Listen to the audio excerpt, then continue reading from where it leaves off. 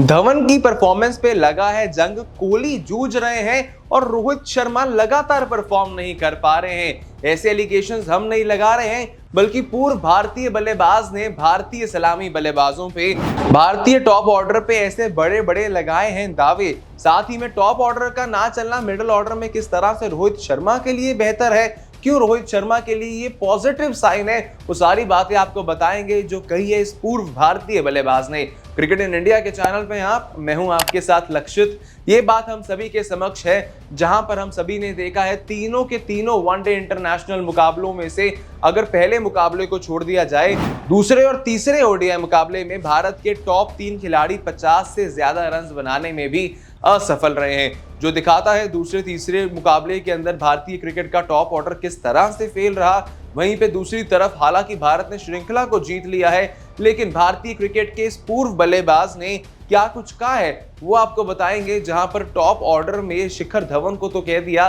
कि इनकी परफॉर्मेंस पे जंग लगा हुआ है, विराट कोहली अपने फॉर्म में आने में स्ट्रगल कर रहे हैं और रोहित शर्मा कंसिस्टेंट नहीं है। जहां रोहित शर्मा के बल्ले से रन्स तो आ रहे हैं, लेकिन लगातार उस गति से रन्स नहीं आ रहे जो शायद हम रोहित शर्मा को कप्तान बनने से पहले देखते थे। ये आपको बता दिया जाए किसी और का नहीं, बल्कि ये कहना है अक्सर अपने फनी ट्वीट्स के लिए चर्चा में रहने वाले वसीम जाफर साहब का। वसीम जाफर ने यहाँ पे इसी बात को अंदेशा दिया है ESPN से एक इंटरव्यू के दौरान कि भारतीय क्रिकेट का टॉप ऑर्डर दूसरे तीसरे ओडीआई में जहां पर फेल हुआ, रोहित शर्मा के लिए ये बेहतरीन बात है, क्योंकि हमने देखा है 2018-19 के दौर में जब भारतीय क्रिकेट का टॉप ऑर्डर यानी कि नंबर 1, 2, 3 के बल्लेबाज जब चलते थे, भारत मुकाबला जीता था। लेकिन यहाँ पर हमने देखा तीसरे ओडीआई मुकाबले में जब टॉप ऑर्डर पूरी तरह से फेल हो गया था, 72 के स्कोर पर 4 विकेट खो दिए थे, वहां से आपके मिडिल ऑर्डर ने आपका मुकाबला जितवाया, जहां पर ऋषभ पंत और साथ ही में हार्दिक पांड्या की वो 150 रनों के आसपास की पार्टनरशिप ने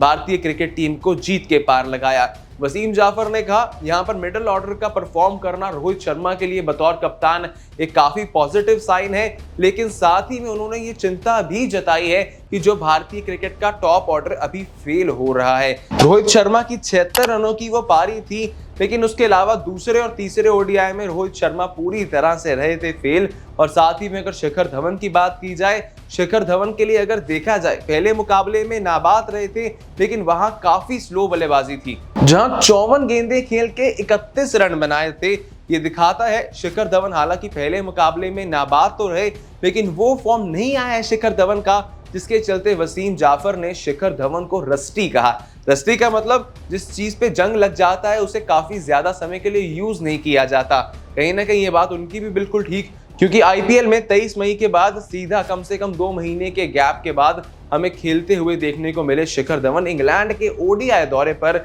जहां पर शायद शिखर धवन अभी वो लय नहीं प्राप्त कर पाए हैं, रोहित शर्मा लगातार परफॉर्म नहीं कर पा रहे हैं और विराट कोहली जूझ रहे हैं अपनी फॉर्म को वापस पाने के लिए। तो ये बातें कहीं ना कहीं वसीम जाफर की सही, लेकिन इनमें से जो एक पॉजिटिव बात सामने आती है कि जब मिडिल ऑर्डर पर दबाव पड़ा है तो मिडिल ऑर्डर ने आपको यहां से मुकाबला भी जितवाया है। क्या कुछ लगता है आपको वसीम जाफर के ये एलिगेशंस उठाने, ये पॉइंट उठाने भारतीय क्रिकेट के टॉप ऑर्डर पे और मिडिल ऑर्डर की बेटरमेंट पे आपको किस हद तक ठीक लगते हैं, किस हद तक गलत? दीजिए अपने व्यूज हमें कमेंट सेक्शन में, और साथ ही में सब्सक्राइब कर दीजिए हमें यूट्यूब पे, फॉलो कर लीजिए फेसबुक पे, जानने के लिए क्रिकेट से जुड़ा हर एक लेटेस्ट अपडेट, वो भी सबसे पहले।